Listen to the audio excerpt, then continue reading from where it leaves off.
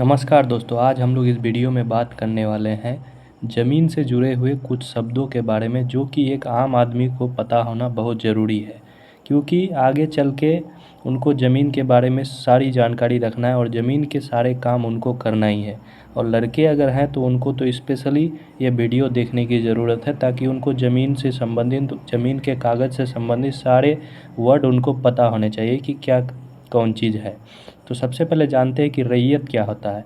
रैयत मतलब होता है, सिंपली हम मतलब समझाएंगे इसमें, कि रैयत का मतलब ही होता है कि ज़मीन का मालिक, ज़मीन का जो ऑनर होता है उसको रैयत कहा जाता है।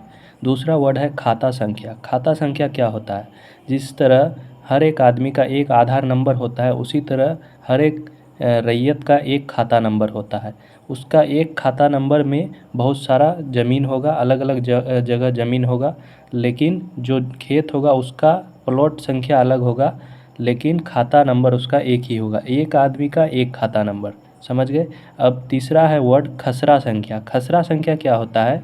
एक आदमी का एक खाता संख्या हुआ, लेकिन उसका अगर अलग अलग जगह अलग अलग खेत है तो उसको हम लोग प्लॉट संख्या के नाम से बोलते हैं। जैसे कि अगर उसका 4 खेत है तो 1 2 3 4, 4 तक उसका 1 2 3 4, 4 उसका खसरा हो गया। मतलब एक खसरा संख्या हो गया, दो खसरा संख्या हो गया। खसरा संख्या मतलब हो गया प्लॉट नंबर।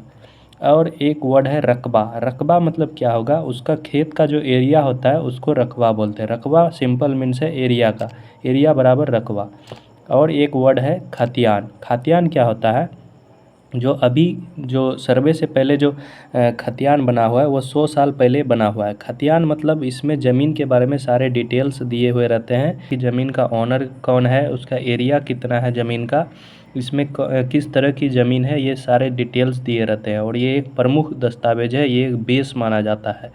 एक होता है केवाला वर्ड। केवाला मतलब हो गया, अगर आप कोई ज़मीन खरीदते हैं तो उसका जो रजिस्ट्री कराते हैं कोर्ट में जाके, तो वो जो कागज़ होता है उसको केवाला या रजिस्ट्री डीड बोलते हैं, ठीक है। और केवाला के बाद होता है दाखिल खारिज। दाखिल खारिज ये ब्लॉक में होता है। दाखिल खारिज में क्या होता है कि जो खरीद बिक्री वाला ज़मीन है तो उसको एक खारिज कर दिया जाता है। जो उसका पुराना मालिक होगा उसके कागज़ से हटा दिया जाता है, और दाखिल मतलब नया कागज़ जो ख़रीदा है उसके कागज़ उसका उसमें दाखिल कर दिया जाता है। तो दाखिल खारिज वो एक पेपर होता है, ठीक है। उसके बाद होता है जमाबंदी। दाखिल खारिज के बाद खरीद बिक्री वाला ज़मीन का जमाबंदी होता है, और उसमें जमाबंदी संख्या दिया जाता है। और एक वर्ड होता है लगान रसीद या रसीद, जिसको बोलते हैं। तो लगान रसीद का सिंपल मतलब है कि आपका जो ज़मीन है उसका असली हकदार मान के चलिए तो सरकार है। तो सरकार आपको खेती करने के लिए दिए हैं, तो वो जो खेती आप करते हैं उसके बाद जो टैक्स उसको देना होता है तो वो टैक्स देते हैं, और उसका जो रिसिप्ट होता है उसको लगान रसीद कहते हैं। रसीद मतलब सिंपल सा रिसिप्ट हो गया, जो सरकार को आप टैक्स के रूप में देते हैं।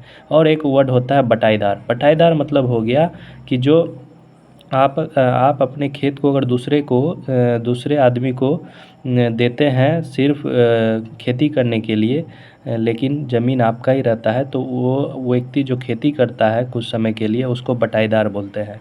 और इन वर्ड्स, ये प्रमुख कुछ वर्ड्स थे, 10 वर्ड्स थे, ये प्रमुख थे। लेकिन इसके अलावे भी बहुत सारे वर्ड्स हैं जो इतने काम के नहीं है, लेकिन बहुत सारे लोगों का इनमें भी इस तरह के भी ज़मीन रहते हैं। जैसे कि भूदान हो गया, वास्तविक पर्चा हो गया, वसीयतनामा वाला हो गया, सिकमी कैमी, ये बहुत सारे नाम है। तो इसको मैं अगले वीडियो में कोशिश करूँगा बताने के लिए। अभी के लिए ये 10 प्रमुख वर्ड हैं, और इसको अगर आप जान लेते हैं तो ज़मीन के बारे में आप बहुत कुछ जान चुके हैं, और बेसिक आपका क्लियर रहेगा, ठीक है। आज के लिए इतना ही। ज़मीन के बारे में और भी जानकारी के लिए चैनल से ज़रूर जुड़ के रहे, सब्सक्राइब कर ले। धन्यवाद।